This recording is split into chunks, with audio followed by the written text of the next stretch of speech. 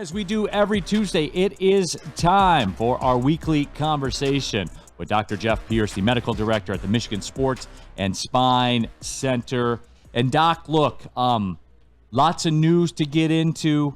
Certainly a lot of things that I want to discuss with you, but I want to bottom line this right now. Roger Goodell yesterday, the news broke actually yesterday, is looking at wanting to add another regular season game to the NFL slate. Cut out a preseason game, add an 18th regular season game. What's the limit, Dr. Pierce? These guys are basically in a series of car crashes so many times throughout the week. What's the limit? Where can it stop? Is there a limit, right? There isn't.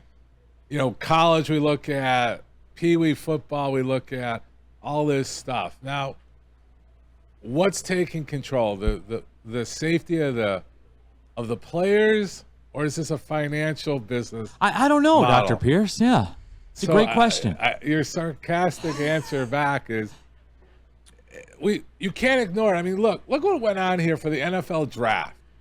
When we really break it down, what was that? It was my wife describes it well. Neil's watch this, Doc. Yeah, my wife Explain. describes it This well. is great. So you're not watching a game? No. So what are they doing? Well, they're announcing the players that they picked from college. So there's no game? No. That's how beautiful the NFL is. How powerful they are. And there's no medical behind it, right? There's no medical statement other than hats off to them for building a brand that's untouchable, right? So when you're going 18 games, there's no medical discussion, right? We'll do what we got to do because the business is driving it. But then think about other businesses, right? If you're doing well, you just mentioned Feldman. Feldman's got 18 locations. FeldmanAuto.com. I'm pushing for Feldman right now. Right, friends of mine, and they do support my charity, which shout out to them. Yes. But they have 18 locations. Why? Because they're more successful the more they build, right? So you're building it. Look at it that way. It's only a business decision. There's no safety of patients. There's no better of the league, but it does expand what we want, right? How upset are you when the season's over? How excited are you when you see a preseason game versus a season game? You don't care about preseason. You're all excited. You're spending money. You're making plans for that season game. I do get excited for the first two series of the preseason game. And here's the catch, like you said, right? Because it's dollars. So what is it, a 53-man roster right now, Neil? Yep. They'll expand it to 55. They're going to give 2 new jobs at big pay, and they're going to give back. So every team, there's 64 new jobs in the NFL because we care. Right? Because we care. Yep. Hey, they got to expand the roster because they're going to lose 2 more guys with an extra game because they can't prepare. We know this as athletes, right? But don't get mad at us when we say, yeah, we know we're just a piece of meat, and what have you done for me lately? And if there's no better truth, what the NFL Players Association, which are not, right? Go to 18 games, guarantee my contract. That's... You know what I'm saying? And it'll never happen because they're too powerful. But you might get an extra player on the roster or something else. So they're going to give back and appease everybody else. But they don't care about your health. And I know we're going down the financial hole of it right now. Right. But let's go back to medical. Yeah, to your area of expertise here. No, but for real though, Doc. When is enough? Physically. It's not like Darren's saying. We have the next man up.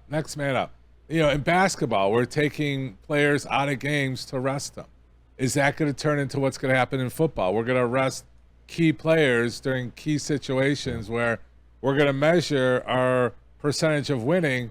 Maybe we don't need our best player. Let's rest him. He's got an injured ankle. Let's let him sit out because the season is longer. And in their mind, it's like, well, we're just switching a pregame a preseason to a real game, which I don't have, most of those players aren't playing in those games anyhow. So I don't have an answer for you because you have people that will just get through it. It's one more week. What's one more week? We'll play one more week. I'm going to struggle one more week. Our center for this year, how many injuries showed up at the end of the season? He just kept pushing. right? I'm in a playoff. I'm winning. This is the best we've ever been. These guys are professional. They're there to play. There's no limit. You talk about collisions. You talk about all that stuff. Yeah, but what's one more week? So I don't think the medical is going to have a bearing on if they play 18 or not. Will people get injured? Yeah, you're at risk of injury. You're breaking down. You're surviving. Look at the NBA playoffs. Look at LA Lakers yesterday. They're limping through the playoffs. You know, the medical for everything plays a bigger role than anybody gives credit for. Like a successful team usually will have successful players that are healthy at the right time. And the Lakers, were they better than Denver? Maybe. I don't know. But there's not a simple answer to your question. The guys will do it. That's going to be the new norm. If we go to 18 this year, 5 years from now, everybody's prepping for it. Will we complain and have conversation like that? Oh, this guy injured because he, the repetitive injuries happen. If you're unfortunate game 1 or game 18. It's going to happen somewhere in there. It's just how you prepare. I'm rambling. Our science of recovery will be more important. We're better now than we were 5 years ago, 2 years ago. Every year we're improving with what I keep saying, the secret sauce and our regenerative medicine. All this stuff is taking off. So we can heal these people supposedly faster, recover faster. We're spending more money on their recovery. I'll shut up. Because you're spending more on their salaries, right? Yeah, I mean, that's the way that it works. Yeah, it's a business at the end of the day. 100%. The medical team, it's a business too. I mean, we want what's best. We want you want to win against the team playing with their best players, and we want to make sure all that happens. You never want to beat a team like, how excited was OKC. I'm up on basketball right now. No, and you're wrong, Doc. No. You're absolutely wrong. We don't. When it comes down to crunch time in the playoffs, I hope everybody else on the other team gets hurt, is sick. You want to win. We don't care. Like, you go up against and prepare for that. But if a guy goes down or hit, what is my job in the playoffs? I got one guy that I'm trying to knock out of this series. Right? So, I mean, maybe the hockey mentality or whatever, but so the imperativeness is if there is a guy down, you can't rest on your laurels and take it easy. But I don't care what it is. Winning's winning. At the end of the day, they don't go back and go, oh, but he. No, there is no buts. There's a little asterisk. That's me. Yeah. To the medical profession and to the fans, you want best on best. It's glad. But as a professional, no. When I go in there, am I mad that the number one goalie in the league that locks us down pulled his groin? Absolutely not. Talking with Dr. Jeff Pierce here, the medical director of the Michigan Sports and Spine Center. You can check out their work at michigansportandspine.com. But Dr. Pierce, you brought up the NBA. So I did want to ask you about this because this has been a story since he came in the league. Right. And I think it's more like, look, people are going to say, soft or injury or whatever. I think it's more of a story of your end of things, the science of it all. Zion Williamson, the Pelicans got swept out of the playoffs. He missed the game. I believe it was a hamstring injury. He left early in game 3, and then obviously did not play, and that was the end of the road for the Pelicans. The thing for me with Zion is this: he's an interesting case study in your field. Size.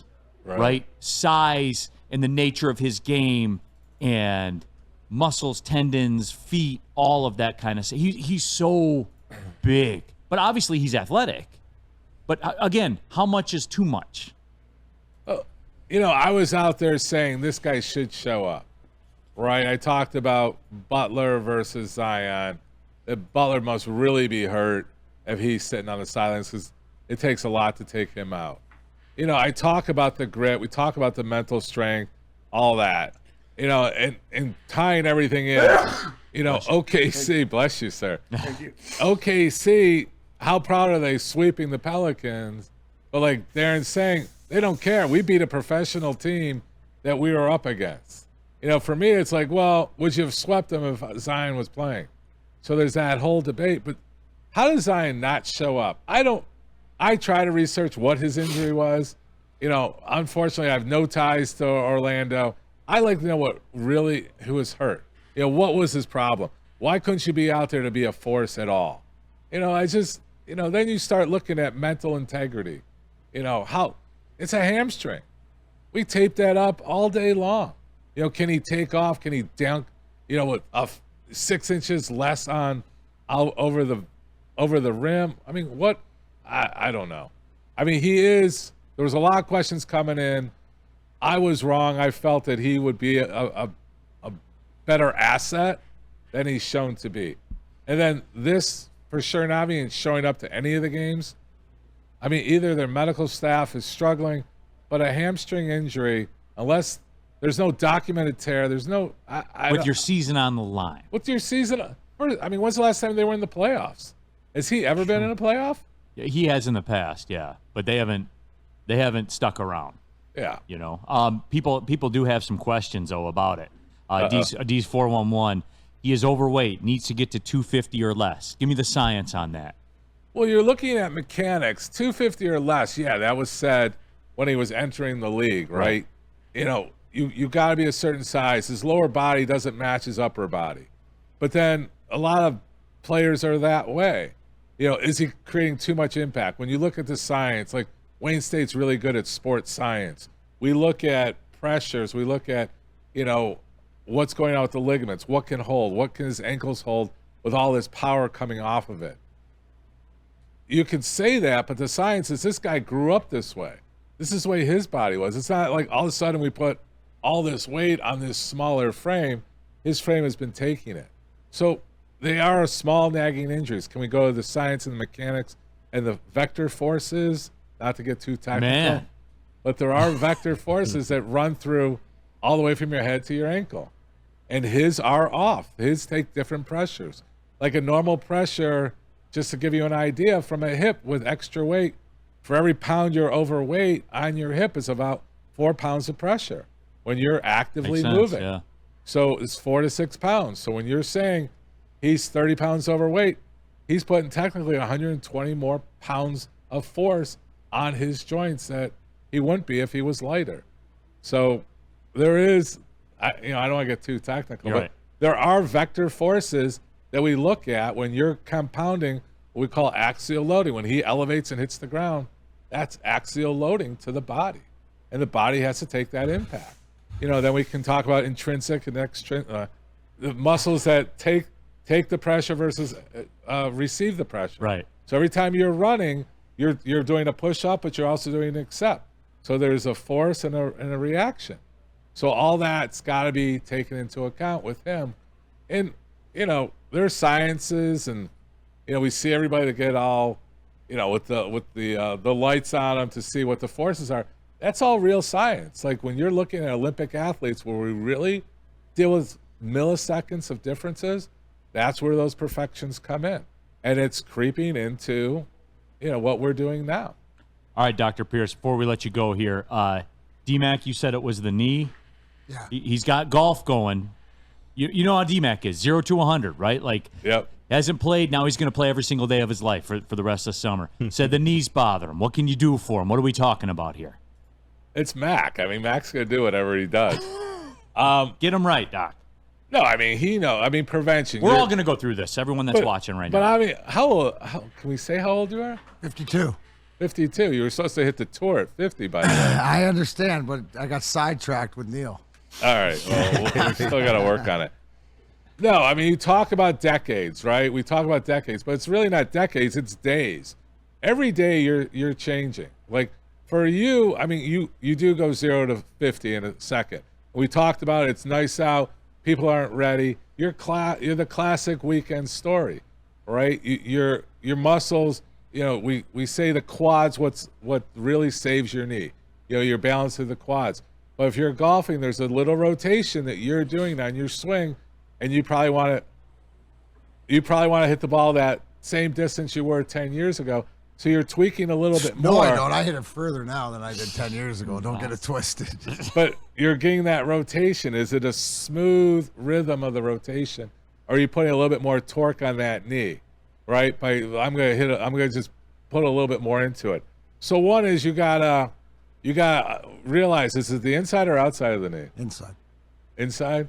So you're classic. So it's a pivotal movement on your swing. What knee is it? Right. So your right knee. So it's playing behind. So you got to follow through with that. So you may do the Scotty Scheffler where you let that back leg swing out a little bit to take the torque off of your knee. So there you go. You're getting golf. And you know what? That's where it is. Toes up. Yeah, you like leave that right. You can't move. No. And you know what the funny thing is? Obviously, after did it, because I've never had, like Doc will tell you, out of all my injuries, it's never like knees or whatever like this, but it was walking. It was from stepping, right, like incorrectly or whatever like that. But to his point is that I had to find what took the pressure off that, and it's the Scheffler. So there it is.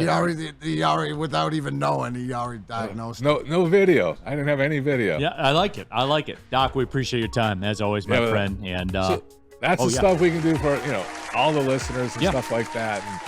And you get it for free here, but we'll be happy if something's bugging you for more than 2. The rule is 2 weeks for all the weekend warriors that are getting out in the warm weather. If it's bothering you for more than 2 weeks, you got to make a phone call.